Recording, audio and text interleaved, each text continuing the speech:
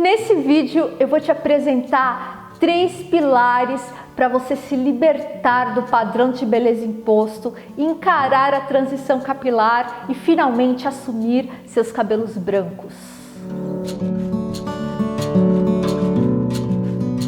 Fica comigo até o final porque eu tenho uma surpresa para você. Esse vídeo é o terceiro de uma série que eu fiz sobre padrão de beleza. Lá no primeiro vídeo a gente navegou por diferentes padrões de beleza em diferentes culturas espalhadas pelo mundo. No segundo vídeo eu falei da nossa cultura ocidental, como tem sido o padrão de beleza desde 1900 até agora. E esse daqui vai ser um fechamento, onde eu vou trazer para você dicas práticas que vão fazer toda a diferença na sua vida e principalmente nessa fase de transição capilar.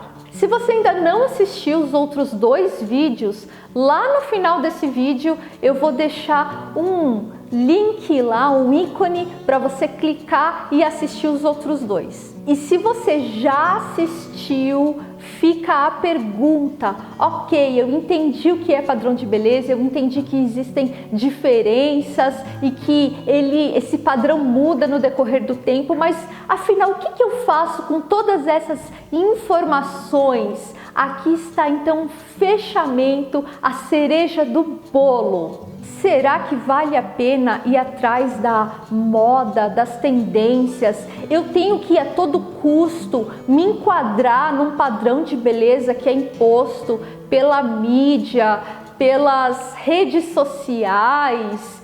É óbvio que a resposta é não. Ninguém precisa se enquadrar. E a gente vai entender por quê. Primeiro, a gente tem que respeitar a nossa natureza, as nossas características biológicas, genéticas. E esses aspectos basicamente estão divididos em 3 biotipos. Certamente você vai se identificar e se enquadrar em um deles, ok? Então eu vou te falar os 3 tipos de biotipos existentes. O primeiro é o ectomorfo, é o típico magro, o metabolismo é acelerado, ele tem dificuldade para ganhar peso e músculos e a estrutura óssea dele é estreita. Esse é o meu biotipo. Eu sempre ouvi as pessoas falando: você é magra de ruim, é mais ou menos isso, né? Então tem o lado bom, que é a dificuldade para ganhar peso. Também tenho muita dificuldade para ganhar massa muscular. Vamos agora para o segundo biotipo, que é o mesomorfo.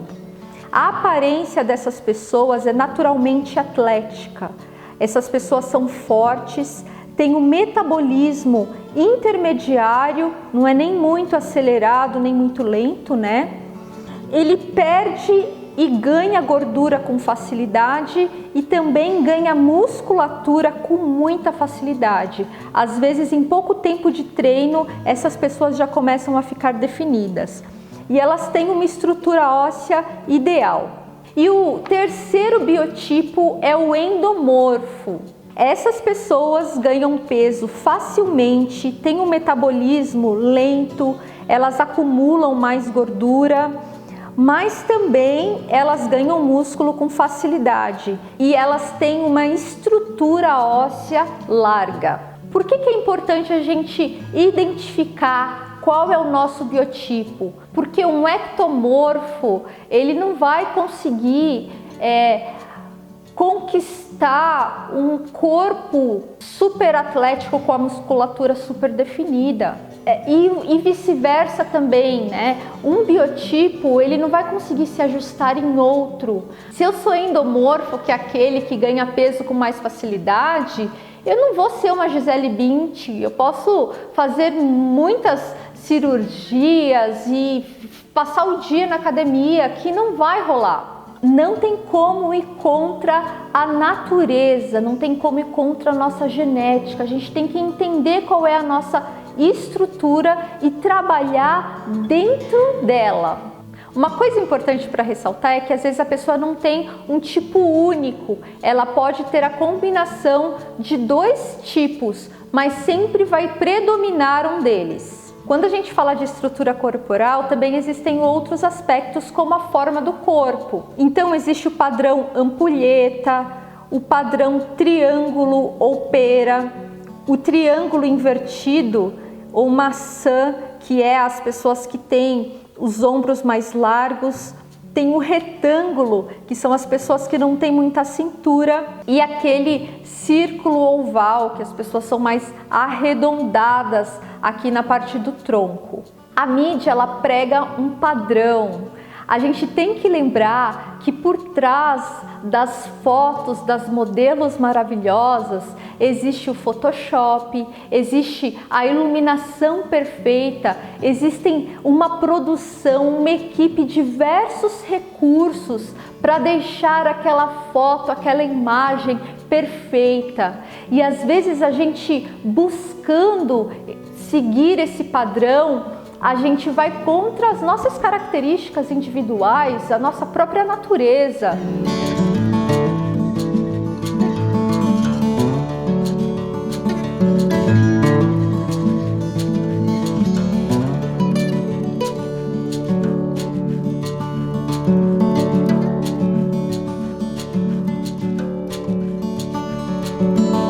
É como buscar algo inatingível. E aí eu vou para o segundo ponto, que é a beleza está na diversidade. Imagine que você vai a uma floricultura e todas as flores da floricultura são iguais. Teria graça? Quando Deus fez as flores, Ele fez uma infinidade de diversidade de características, de tipos de flores, e não tem como a gente falar qual delas é a mais bela, né? Cada um pode ter as suas preferências, mas a gente não pode afirmar essa é a flor mais bela. Várias flores são lindas, são igualmente belas, mesmo tendo características tão diferentes. E assim como as flores, nós também somos assim. Eu gosto muito desse comercial da Dove que mostra tantas mulheres completamente diferentes, com diversos biotipos e ambas todas igualmente lindas. Esse comercial na época me chamou muita atenção e é impossível escolher uma delas. Provavelmente, se alguém for escolher, se pessoas, forem escolher, cada uma vai ter uma opinião diferente. É como as flores, não existe um consenso. Você já pensou se uma rosa quisesse a todo custo ser uma orquídea? Ela seria infeliz, porque vai contra a natureza dela ser uma orquídea. Até as necessidades dela são diferentes.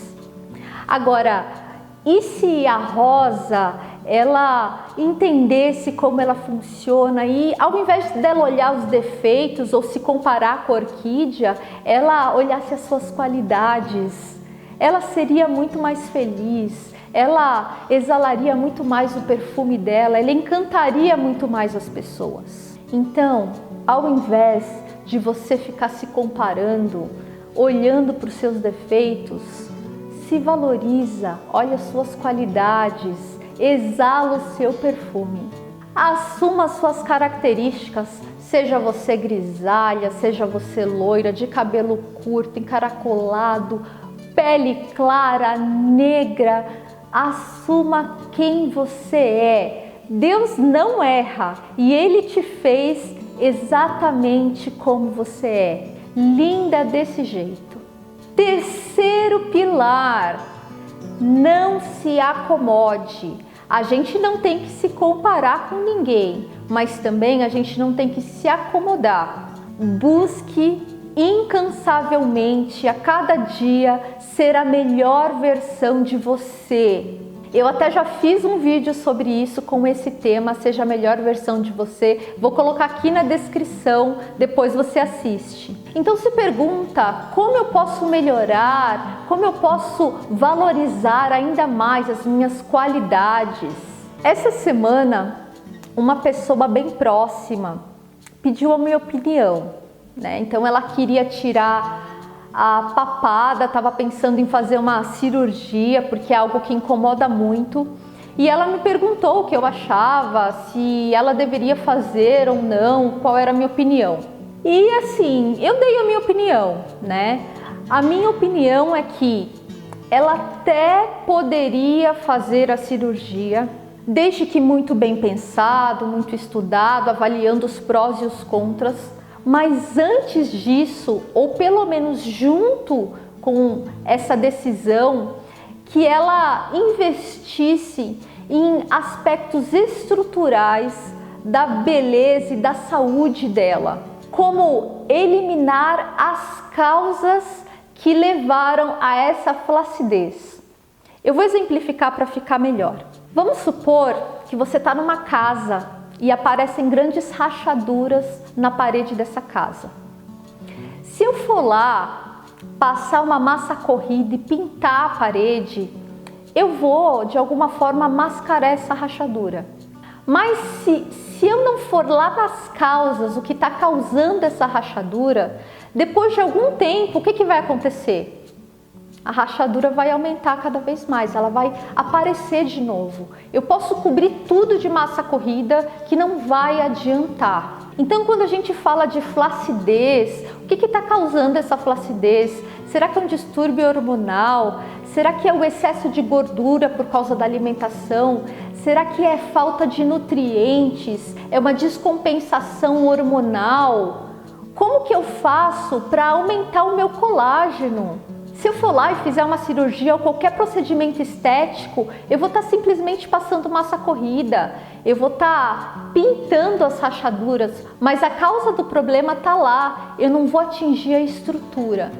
E quando a gente fala de estrutura, pensando em saúde, eu estou falando do quê? Eu estou falando de sono, eu estou falando em gestão das emoções, né? Não ter uma vida estressante, procurar controlar as emoções. Eu estou falando que eu sempre bato nessa tecla, eu estou falando de alimentação saudável e de atividade física. Vocês sabem que quando eu engravidei, foi um período difícil, eu já contei aqui em outro vídeo, eu fiquei com uma alimentação bastante desregulada, eu tive intolerância momentânea a glúten, a lactose por conta da má alimentação, foi uma gestação bastante conturbada e eu fiquei muito tempo sedentária, desde do segundo mês de gravidez até os 6 meses do meu filho, eu fiquei sedentária.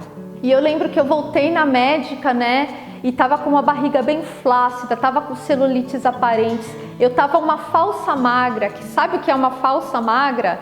É uma pessoa que tem o IMC lá dentro do padrão, né? De roupa ela parece magra, mas com uma quantidade de gordura corporal muito grande, com pouca massa magra, pouca musculatura de verdade. Então a médica me disse que no meu caso eu estava com um excesso de pele e isso só seria resolvido através de uma cirurgia plástica. Na época eu saí do consultório arrasada, né, pensando, meu Deus, aí vem as crenças limitantes, né, a gravidez, a culpa era da gravidez, né, a gravidez fez com que o meu corpo ficasse assim, aí a gente coloca a culpa também na idade, porque depois dos 30 e tantos, as coisas já não são mais como antes, e aí a gente vai se colocando um monte de desculpa. Mas eu entendi que eu precisava mudar a situação. Eu voltei a fazer atividade física, eu controlei a minha alimentação, meu corpo estava todo inflamado. Eu estava com celulites aparentes que, passando a mão na minha perna, eu sentia dor, eu sentia inflamação na minha perna. Sabe quando a gente vai passar creme e eu apertava assim e eu sentia a minha perna dolorida por conta dessa inflamação subcutânea? Gente, eu mudei. eu fui fazer atividade física, eu mudei totalmente a minha alimentação, eu tive um controle, né, do sono, me preparando para dormir, dormindo cedo, acordando cedo, fazendo atividade física na hora certa. Essas mudanças hoje fazem eu me sentir muito satisfeita com o meu corpo. Eu te digo que hoje, com 39 anos, acabei de fazer aniversário, dia 10 de novembro, com 39 anos, eu tenho uma disposição física e o corpo melhor do que quando eu era solteira. Então, não se compare com ninguém, mas busque a cada dia ser a melhor versão de você. E assim você vai conquistar resultados surpreendentes. Se você decidiu se tornar grisalha, não fica se comparando com pessoas que estão tingindo o cabelo. Busque inspiração em mulheres que já transicionaram, mas acima de tudo, olhe para você. Valorize os seus atributos. Eu não sou contra nenhum procedimento estético, nenhuma cirurgia, desde que sendo muito bem avaliado. Acho que a gente pode passar massa corrida e pintura, desde que junto com isso ou antes disso a gente vá lá na causa, nesses aspectos estruturais que eu falei antes, tá bom? Agora vem a surpresa que eu falei para vocês antes. Eu vou deixar aqui um poema que uma seguidora colocou brilhantemente no nosso canal e eu fiquei encantada quando eu li. Eu quero deixar aqui esse presente para vocês também. Aproveito aqui para deixar o meu beijo e o meu agradecimento para Sandra Matano. E ela disse assim: para mim, ser grisalha ou ter os cabelos brancos é como ter a lua te beijando na cabeça. A lua ilumina, a lua cheia, a lua nova, a lua minguante.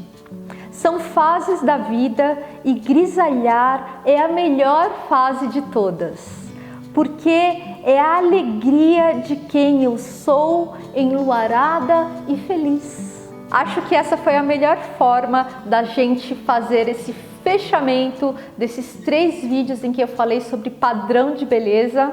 E lembre, nós estamos na melhor fase. Seja alegre por ser quem você é, tá bom? Se você gostou desse vídeo, se ele de alguma forma contribuiu para a sua vida, a melhor forma de retribuir é deixando seus comentários, compartilhando esse vídeo nos grupos que você participa, porque essa sua postura vai ser um ótimo feedback para eu continuar fazendo esse trabalho, para eu poder contribuir com outras pessoas e fazer com que esse canal e essa comunidade cresça cada vez mais. É isso aí então, obrigada pela sua atenção e eu te vejo no próximo vídeo.